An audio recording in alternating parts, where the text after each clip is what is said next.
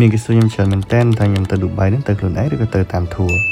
មកឥឡូវមកស្ដាប់ចម្លើយទាំងអស់គ្នាសម្រាប់ការដល់លេងឌូបៃរបស់ខ្ញុំគឺខ្ញុំទៅខ្លួនឯងហើយ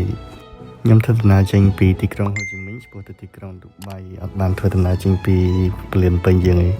ហើយអីដែលពិសេសហ្នឹងគឺរបស់ខ្ញុំគឺខ្ញុំធ្វើជាភ្ញៀវហើយគូដឹងរបស់ខ្ញុំគាត់ជា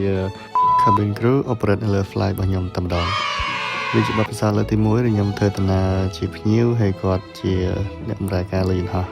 ទៅដល់ឌូបៃយើងបែកផ្លូវគ្នាដោយសារគាត់ទៅជិះឡានក្រុងទៅជាមួយក្រុមការងារគាត់ហើយខ្ញុំត្រូវរកតែភ្លើងជិះទៅផ្ទះខ្លួនឯង